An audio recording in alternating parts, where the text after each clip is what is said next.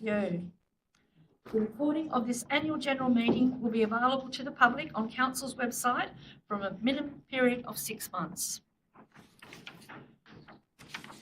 So I'd like to welcome you all here tonight, and I'd like to acknowledge the traditional custodians of the South East Nation, the Manakadee people of the Yuan River, and the Lilaquani people of the far south. We recognise their continuing connection to land, water and culture. We pay our respects to their elders past and present. In attendance tonight we have Councillor Deputy Mayor Thorpe, Councillor Armstrong, Councillor Robinson, Councillor Gibson, Councillor O'Neill, Councillor Burgess and Councillor Rozak. And at the moment we don't have Councillor Jessup, but I believe he's on his way.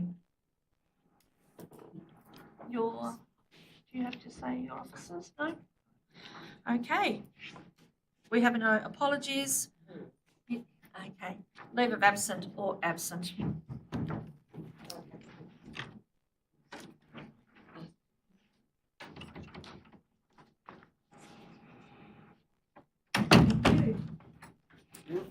Confirmation of minutes of previous annual general meeting held on the 14th of December 2023. That's right, yes. Yeah. 5.001/23.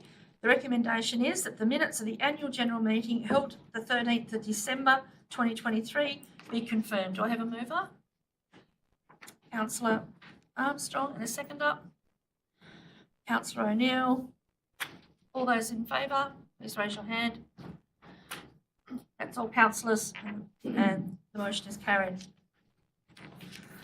So tonight we have the presentation of the annual report for the 23-24 year, and it was with great pride and great sense of responsibility that the CEO and I present the Yuan Valley Council's annual report. This report showcases the dedication and hard work of our council staff, the strategic direction set by our executive team and councillors, and the collective achievements that have shaped our community over the past year. And if any of you have had a look at the annual report, you'll see just what we do have in our wonderful valley. We have 713 kilometres of roading, which is, that's a lot to maintain. We have 222 bridges, 3 waste transfer stations, 15 playgrounds, and 174 hectares of public open space. So we're pretty lucky. Some highlights from this year would be our community engagement that we had is a successful year, including the opening of the Pocket Park. We had the HMSAS Yuan Freedom of Entry and our annual community awards. We also had the privilege of welcoming 23 new Australian citizens to the Yuan Valley throughout the year. We are grateful they have chosen the Yuan Valley to call their home. We also have had a change in councillors. We've had the addition of Councillor Robinson, and of late, not long ago, Councillor Rozak. And I welcome them both in, and I know that you already feel part of the team. So we've also done some upgrading of the main street footpath and north. We've got the resealing of some a lot of our roads. We've got redevelopment and upgrade of the Chieftain Early Learning Playground, and renovations of the Dover Medical Centre. And I think finally, as councillors, we are consistently impressed by the dedication and passion the council staff bring to their work. Their commitment to enhancing the community's wellbeing is evident in the projects they undertake and the behind-the-scenes work that they do successfully to improve outcomes. And we only have to see that through the dedication and volunteering that we see our council staff do, whether it's our agricultural show or other events that are happening in the valley. Their effort continued significantly making the Huon Valley a vibrant and a welcoming place. So we are truly fortunate to have such a dedicated team, and I thank them all for that. So I'd like to pass over to you. Thank you, Mayor. I'd like to present the financial statements for the financial year 30 June 2024 with the following highlights. Council received an unqualified audit opinion from the Tasmanian Audit Support Office on 28th of September 2024. This report is found on page 97 of the annual report. At the end of the year, our underlying surplus was $200,000, which is better than the predicted deficit of $1.3 million. This variance was mainly attributed to the receipt of additional financial assistance grants of $466,000, increased interest revenue due to favourable interest rates of $250,000, and a $500,000 transfer from the Dover Medical Centre redevelopment, moving it from the operational budget to the new asset capital program. Our total comprehensive result was $26.3 million. This is significantly greater than budget due to valuation movements in several asset classes. These include roads at $8.1 million, bridges $5.7 million, footpath and curb $3.7 million, and all other asset classes of $2.4 million.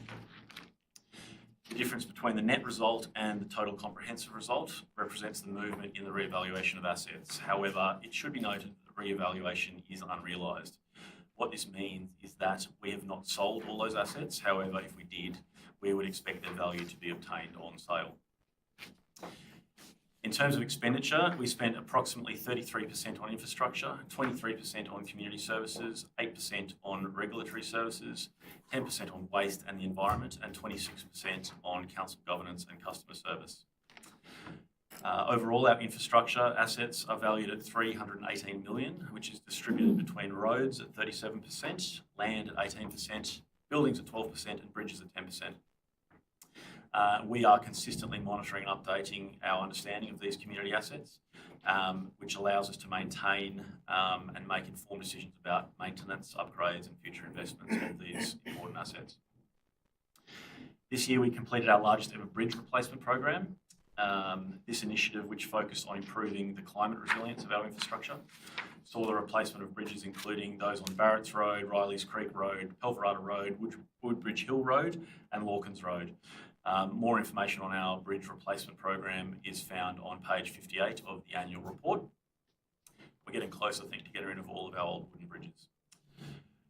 On the financial front, we had a total budget of $14.8 million available for capital works this year. This included an $8.9 million approved for the 23-24 financial year and $5.9 million, which was carried forward from incomplete projects in the previous year or years. We invested $8.7 million in capital works projects, which represented 58% of our available funds, with 64% of physical works completed in this financial year. This reflects our ongoing commitment to infrastructure development and improvement. Our cash balance continues to improve in line with our long-term financial plan. The year-on-year increase was $677,000. We continue to invest our cash as per the council investment policy that provides parameters on investing in short, medium and long-term timeframes to achieve the best return to council, taking into account the risk profiles of various financial institutions. In terms of our strategic objectives, major highlights are as follows, and there's more details on each provided on from page 40 onwards of the annual plan. Our final land use and development strategy was approved at Council's February meeting and will guide land use planning across the Huon Valley. It's a foundational document for our long-term strategic planning process. We implemented the Tasmanian planning scheme following the LPS process. We are future-proofing our assets with the completion this year of the largest ever bridge replacement program. We've delivered sustainable and quality childcare options for the Huon Valley community. We've delivered quality medical services to the community despite significant sectoral challenges. We have implemented the Municipal Energy Emergency Management Plan. We've undertaken a full council restructure to align with our strategic plan and our community vision. We have developed corporate strategies such as the people strategy and the ICT strategy that are underpinning the business essentials to make this a more efficient and strategic organisation. And we're embedding and integrating long-term planning and climate change into all of Council's activities. So in conclusion, our management indicators that can be found on page 159 of the annual report show that Council either meets or exceeds all ratios.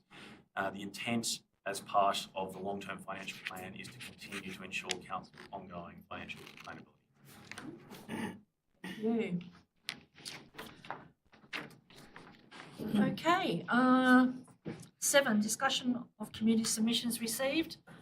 Neil? Questions from the public on the annual report. Attendees are reminded that questions should relate to the Council's 23-24 annual report. When asking questions, speakers are requested to go to the lectern, say their name and where they live, and direct their questions to the Mayor. Do we have any questions concerning the annual plan? No? Thank you. And there was no questions provided? No. Thank you. Now, I'm just going to ask a question. Mr. Corby's voice. Yeah. Can I go on to another motion? Sure, you can invite others, and so what are we waiting for? A second? Yes, he's waiting for his wife. Sure. Yeah. Yeah, just move on. Okay. We'll put your motion at the end. Hopefully your wife will be, is that who you're waiting for? Sandy, could you ask Mr. Corby whether we'll just leave his motion till later? Can you, and because I think he's waiting on his wife, can you just let him know? Oh, Hello, is your wife? am I commenting on the accounts? No, Or is your, moving the motion? we're going to leave you till last. Is your wife coming? I'm stone deaf now. Okay. Okay, I'll stand now. If he's commenting on accounts, that's fine. That's I'm fine. not quite sure. I'm actually stone deaf. I'm very partially sighted. If I'm here at this minute to comment on the accounts, is that right? Sure. Yes. Before I go on to the motion or the motion later? No questions? Well, on the accounts, what I have to say is, according to the Mercury, the movement in the CPI, Consumer Price Index, cost of living, over the last 5 years has been 20%.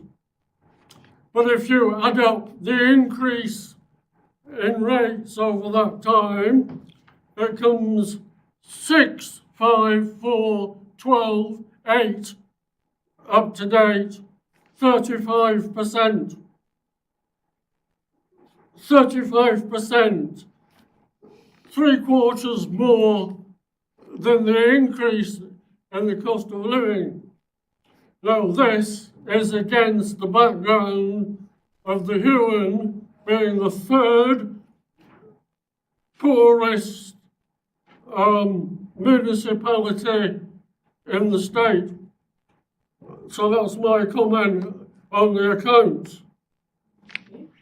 It might well be that you have to fund massive capital infrastructure, but that shouldn't come out of rates. It's a matter of state and federal grant. As to the accounts themselves, the pie charts supplied with the demands say that 34% of the money gathered in rates is applied to corporate governance. Now, that is put to us as being a fair amount of total income. But the fact is, rates are only a portion of total income. And if you work out the amount of rates less the government levies and put that as a proportion of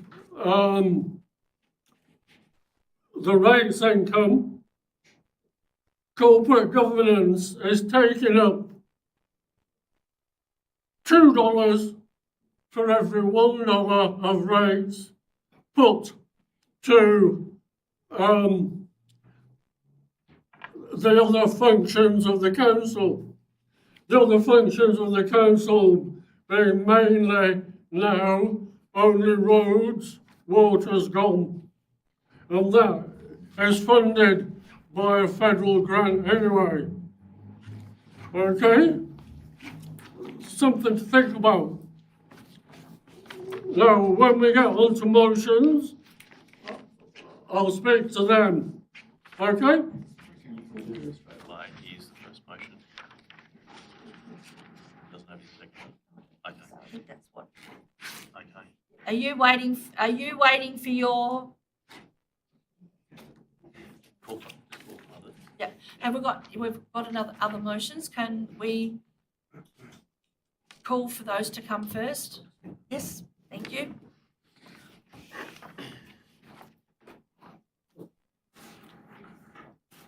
Liz Smith, 7354 Channel Highway, Signet. I'm putting this motion on behalf of Jerry White and Circular Economy Huon. Unfortunately, Jerry is an apology for this evening, but he's asked me to put forward this motion. The motion is that Circular Economy Huon proposes that Huon Valley Council either sets money aside from existing budgets or seeks grant funding during the period December 2024 to December 2025 to facilitate a report that assesses the degree to which the local economy is currently circular. B, makes recommendations about how the economy can increase circularity, together with an implementation strategy about how that can be achieved. And C, that a report be provided to the Council on the above issues by June 2025 to include review of the precedent set by the Bega Valley Regional Circularity Cooperative. Thank you. Smith, do we have a seconder? And you keep your hand up. And your name is? Actually, I am my block of land settled today, so as of today I'm a ratepayer. 100. Okay. So, we ask now for if anyone wants to speak for or against that. Don't I get to talk about Yes, the yes, motion? yes. And then Thank you. Yes, it's been very encouraging to read the annual report and also to have seen HVC, Huon Valley Council, taking action to build understanding of climate change and its implications for our community. Circular Economy Huon is a community group that has been working for 8 years on increasing circularity in the Huon Valley to reduce greenhouse gas emissions, build community resilience through developing more comprehensive public transport systems, reducing waste through recycling, etc., and encouraging local food production and improving more affordable and smaller housing options.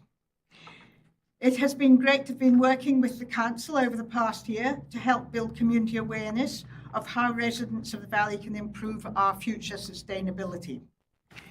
The Bega Valley Regional Circularity Cooperative provides an inspiring example of what can be achieved. With Bega Group as the driving force, the Regional Circularity Cooperative was established in 2021 to facilitate the transition to a circular economy. The organisation has garnered strong partnerships with community groups such as Cobargo Green Recovery Inc., Far South Coast Land Care Association and Free Cycle Bega Valley, as well as with business, corporates, academia and government, all working together to demonstrate transition pathways through pilots in the Bega Valley and beyond. A roadmap and project business cases have been developed and shape the work going forward. The range of projects and partnerships that the Regional Circularity Cooperative is working on is continuously evolving. This model could be replicated on a smaller scale in the Huon Valley, perhaps broader southern Tasmanian area, to build resilience in the region. And just as an aside, today I was listening to the ABC report on the Country Hour, and it was reported that cleaning up New South Wales coastal waterways is happening through growing seaweed. And the seaweed itself has huge potential. So this is another example of innovative developments that are very relevant to our coastal region. There are so many examples that we can learn from. So I'd like to commend the motion to you. Thank you. Do I have any other speakers for? No? Okay, well, we'll have a show of hands. All those in favour of the motion, please leave your hands up so they can be counted, please.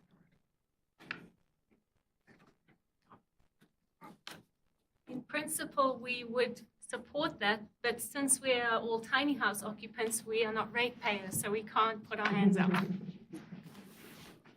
So, And against? and against? So 4. 4. Yeah, okay, all right. Thank you. Thank you for that.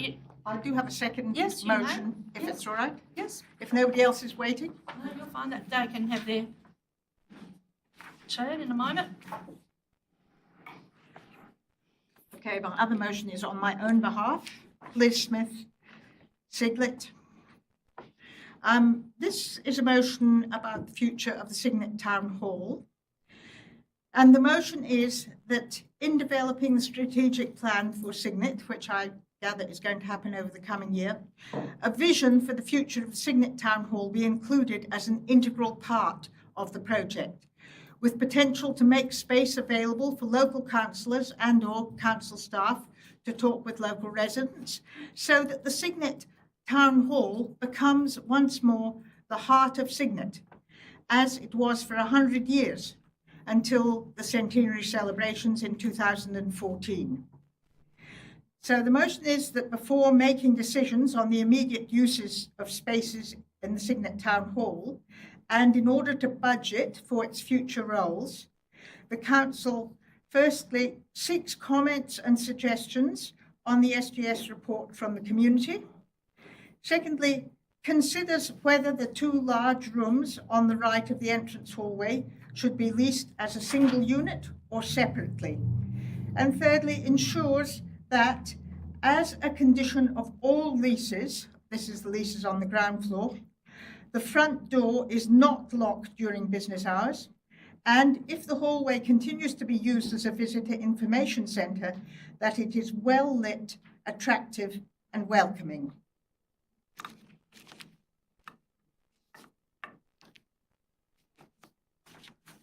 So somebody second that Is there motion? a seconder? April, Patrick? Thank you, April. Okay. You'd like to? I would like to Yeah. speak to the motion, that would be wonderful, thank you.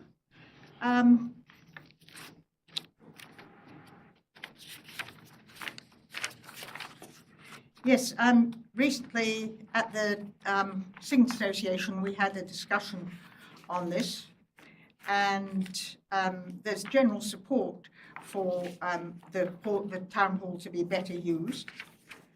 I haven't got the exact discussion that we had there, but clearly there's a lot of respect for the town hall. And I thought I would just read to you something that Peter Underwood, former governor of Tasmania, said at his address in celebration of 100 years of the Cygnet Town Hall in 2014. At that time, the council had the Old Port Cygnet Council had only been in existence for 6 years. And he said they had crowned, this is the governor in 2014, he said they had crowned their already many useful achievements by providing the people with a splendid public hall and one which he hoped would add much to their enjoyment. And over the following 100 years, certainly the Signet Town Hall has been so important to the development of Signet, and the use of those offices in the front of the hall, particularly now for the classifieds, and formerly for many other activities while the Old Port Signet Council still existed. And it's really important that we continue to have community involvement in those offices at the front of the town hall. So Governor Underwood finished his speech saying, "The foresight and courage of the first councillors of what was then the Port Signet municipality enabled the people of Signet to use, tend and nourish their hall for 100 years. And in return, during the same 100 years, this hall has welcomed, supported and brought together the people who make up the community of Signet and its surrounds. It's a wonderful story. With the benefit of hindsight, the hall is much more than a useful achievement. It is the heart of the community. Long may that heart continue to beat strongly." So I put to you the motion. Okay, I have no one else to speak or against the motion. Okay, well, I'll put that motion. All those in favour, please raise your hand.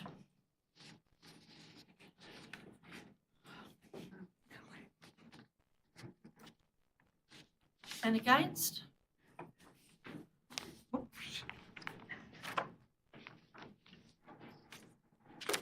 At 3, you were voting for it as I well? was for, not Yep. against, yes. Yep. 3 for, none against. Thank you.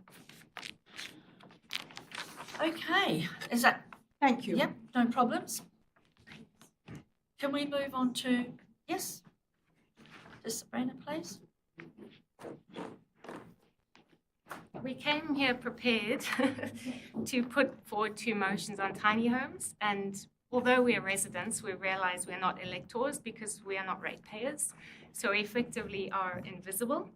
And I wanted to say, because I'm going to pass over to April, who is actually now, as of today, her property settled in Franklin, so she's a ratepayer, thank God. But based on the Huon Valley Council's annual report, this is some background information, so just to give it context. The current population of the Huon Valley is 19,454, and the number of rateable residential properties is 7,500 or so. That would indicate that there's an average household size of, I think, 2.47 people. But most of the homes in the Huon Valley are about 3 bedrooms or more, and often just with 1 person living there. Most tiny home households are 1 to 2 people. So what we're proposing is that there's more diversity of housing availability. And interestingly, if you work out we figured out how many tiny homes we think there are living under the radar in the Huon Valley Council, and it works out at 0.5% of those rateable homes. But effectively, as we've discovered tonight, we're very invisible. So I'll pass over to April and she'll do us the favour.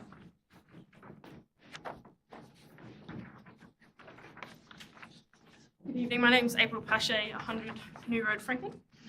As of today, I'm here on behalf of Tas Tiny Advocacy Group, and I'd like to put forward 2 motions this evening.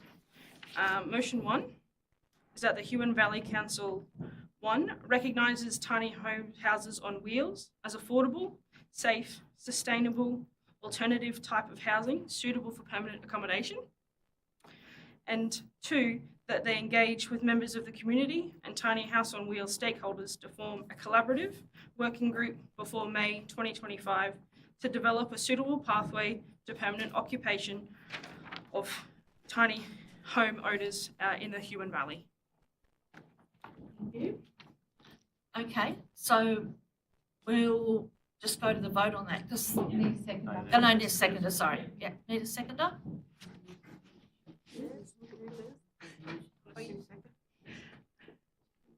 I'll second it. Thank you. Okay.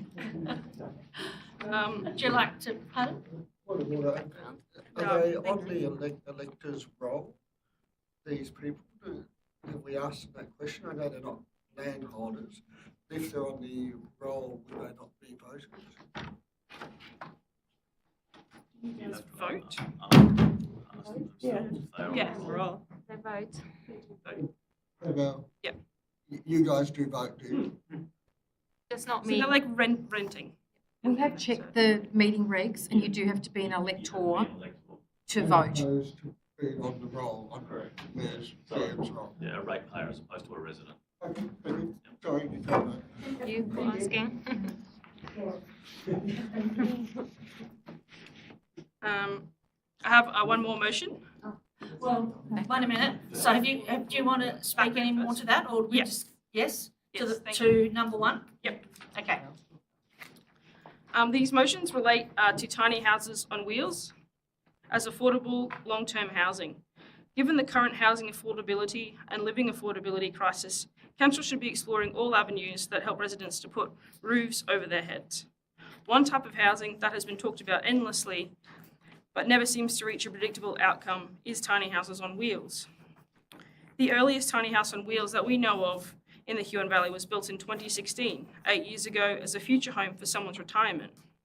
Since 2018, the Local Government Association of Tasmania, which represents 29 different councils, has on several occasions taken concerns about tiny houses to state government. The government responded by releasing a rather limiting plumbing regulatory note early this year.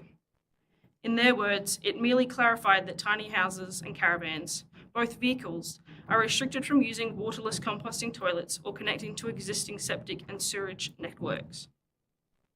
The state government showed us again that they are still not listening to the tiny house community's request for consultation by issuing a 6-page planning fact sheet for tiny houses last week. If anything, state government is making it more complicated and increasingly difficult to keep tiny houses affordable and accessible. On page 3 of their tiny houses planning fact sheet, it states that even if a planning permit is not required, other permits or approvals may be required. For example, some councils have bylaws that manage the temporary use of caravans and other mobile structures. This council has a caravan bylaw, which is due for review next year. However, it currently states that caravan permits will not be granted for permanent accommodation. Permits will only be granted for temporary use to people who are constructing a permanent dwelling, to those who need emergency accommodation in the event of fire, flood, or storm, or to those who will use it for casual and recreational accommodation. The caravan permit is also limited to 1 year, with an extension of another year given that all permit conditions are met. In an ideal world, tiny houses on wheels would be in a separate category from caravans, making it easier to allow them for full-time accommodation. Sabrina spoke on the facts in the annual report and the population. Given the number of tiny homes, as she said, is roughly equivalent to 0.5% of rateable homes in the Huon Valley, and that's pertinent that we be heard. Given the current housing affordability and living affordability crisis and the difficulties for people currently residing in tiny houses on wheels to obtain permission for long-term occupation on either rented or owned land, we make the following motion. Thank you. Okay. If no one else wants to speak, we'll put that to the vote. All those in favour, please raise your hand.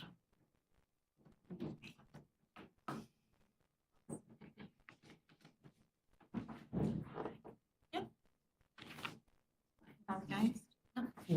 So 5 for, none against. No, none against?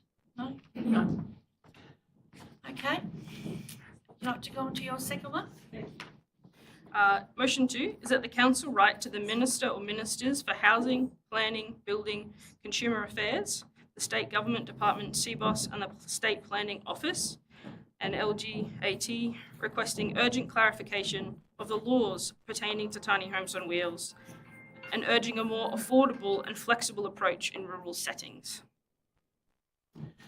Do I have a seconder for that motion? Yes, thank you. You got some background for that one? No. No? Similar as the Okay. first. Okay, thank you. Well, if no one else is wishing to speak, I'll put that to the vote. All those in favour of the motion 2, please raise your hand.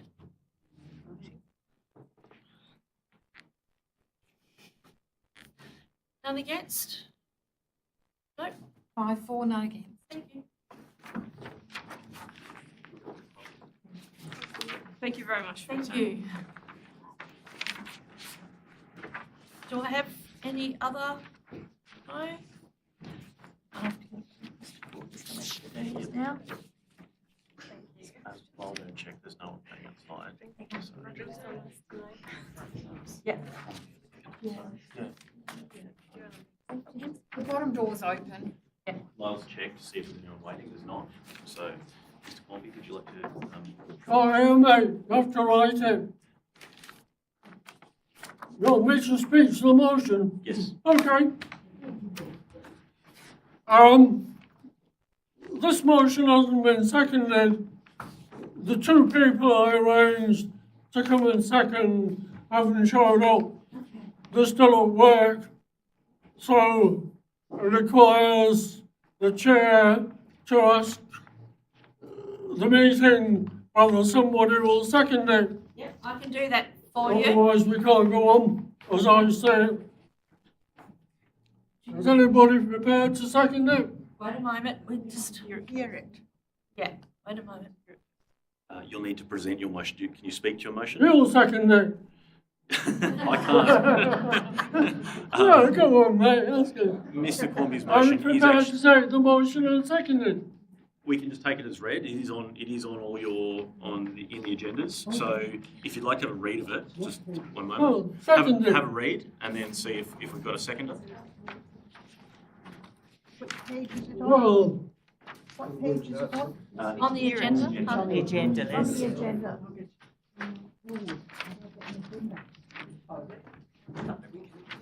Can't do any better anyway, so Please grab your seat. this part of the room. From today. I've got one. We've got them. Les hasn't. Les hasn't. Leslie's got a sense of Go this way, Olga. Olga. Oh,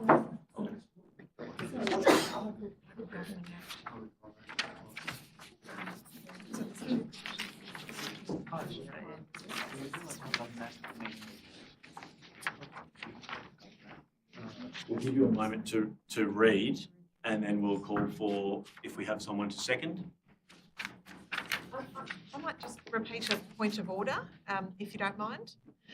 So the question was whether a non-ratepayer is entitled to vote at the AGM. Under the Local Government Act in 72B, annual general meeting, point 4, subsection 4 says only electors in the municipal area are entitled to vote at an annual general meeting. Going to section 254 of the Local Government Act,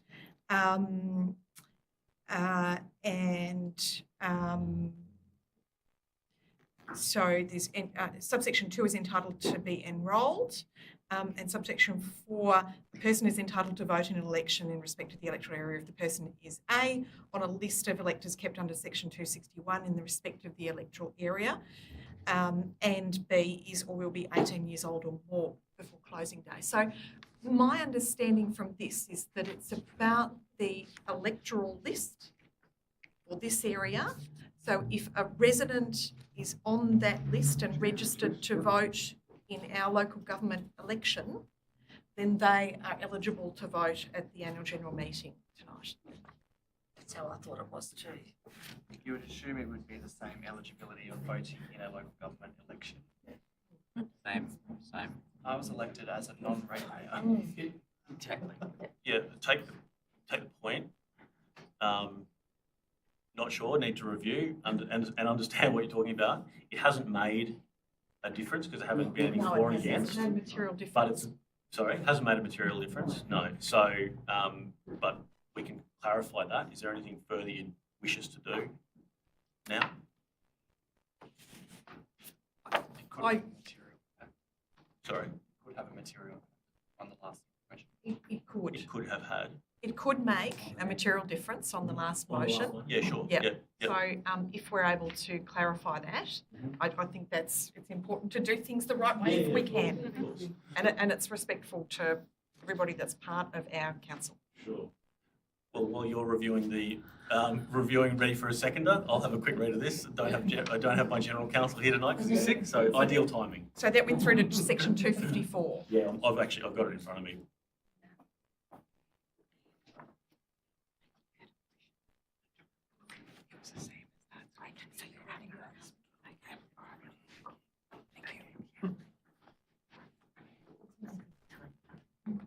Just they're reading the motion to see whether someone will second it. Okay, cool.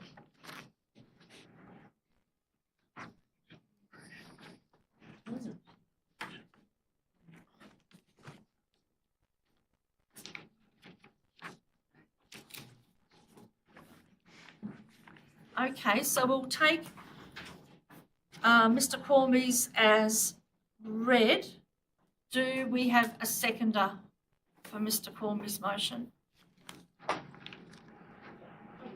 Yep. Yes, April Pesce? April is seconding it. You have a seconder. You're good to go. Oh, I get to speak now. Yes. Okay. I'm a farmer, and as I say, I pay 4 times as much in rates because I have land as I would if it was just the same house, etc., as anybody else. The reason for this is the way local government is funded. And it's funded by what I think is an onerous and iniquitous farmed out apparent wealth tax. Now, once you said that, you can get into a long argument about the fact that farmed out wealth taxes are both illegal and unconstitutional. And a history lesson starting 1367 with the Peasants' Revolt against farmed out wealth taxes and bodies imposing the amount in kind without the deliberate, specific consent of Parliament. I think the last case was Charles I got his head chopped off. Having said all that, come back to modern times, and that's the system. And the system works with the valuer general making an assessment of land value. And land value is based upon price movements over the last few years, etc., etc. Everybody knows about this, adjustment factors. Because it's based upon land, then the land is actually based upon, in the main, of the kind that's always moving in price, as residential land, which leads to the fact that primary production land, sheep paddocks, bush, that kind of thing, which are in reality worth nothing, you try and buy one in order to farm and make a profit, can't do it. It's only inheritance.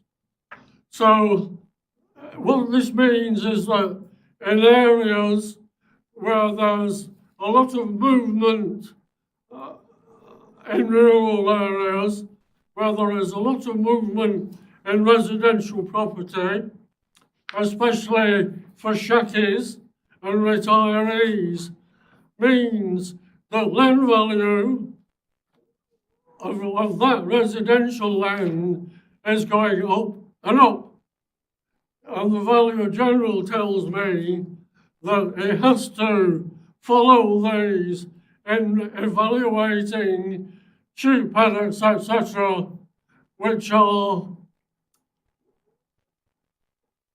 not in themselves going up, but in their apparent wealth going up. And I say, well, you shouldn't do that. And he says, well, we do it, and what you have to do is in a rural land, where as a farmer you're being paid 3 and 4 times the value of the land in reality, because of shackies and so on, there is in the legislation a possibility that you can get a differential rate. And as I've said in my submission, most rural councils do that, but the Huron Valley Council doesn't do it. So the proposal is that fairness and justice for farmers, after all, we're growing food for you, the Huron Valley Council shall follow that provision. And as I say, if you follow the same provision as Southern Midlands, Brighton, all the Midlands, Central Highlands in particular, instead of paying an urban rate of about, in this case, 33 cents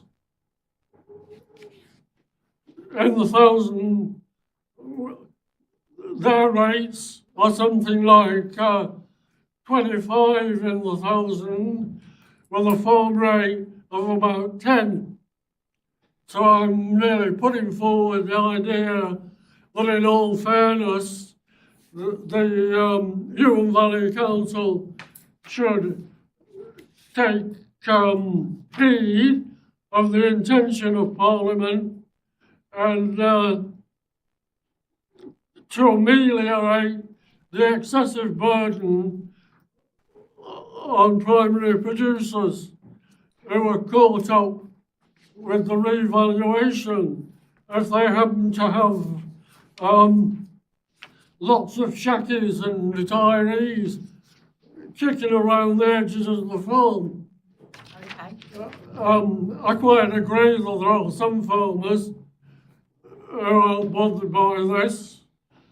If you've got a nice, cosy, organic farm at Crabtree and a big fat job in Omar, you're not bothered about rates. If you've got 4 or 5 hectares of cherries along the grove, irrigated, a little under netting, you're not bothered. But some of us are very much bothered. I don't know if that's seconded. Yes, it was seconded. Yes, it was. Okay, so if there's no one else to speak to that, we'll put, yeah. Just before you put it to the vote, Yes. I agree that the entitlement to vote is it includes if you're an occupier of the land. So it's the same as the electoral roll for the House of Assembly. So it's the same meaning. So apologies that you weren't able to vote earlier, and you can vote on. It has had no material. I will say it's had no material impact. It won't change how council deals with The motions. your motion from previously Yeah, tonight. just they went for, so, okay. All right, so, So you're not nothing. okay. All right, so I'll put that to the vote. All those in favour of Mr. Cormie's motion, please raise your hand. And keep your hand up so that Sandy can count. You can probably assume that Mr. Cromby, if he Yep. heard you, was voting Yeah, for it. yeah. 3, yep. Oh, 1 minute. Sorry. have one more. And Mr. Corby himself, yeah, 5. Any against? No. Thank you, Mr. Corby. Thank you. Miss Lang, your vote won, Mr. Kwame. You won. Your vote went ahead. Okay, can I go now? You can go if you want to. You need Thanks for your tolerance. Thank you. You need some tiny houses parked on your land to help you pay rates. I'll just let Mr. Corby go and then I'll. Mr. Corby's not driving, is he? No.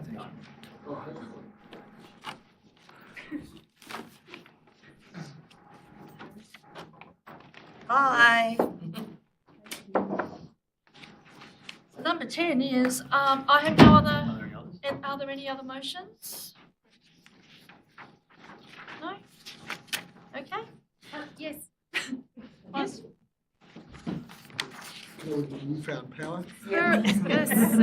Spur of the moment motion. I was going to make a question earlier to the group.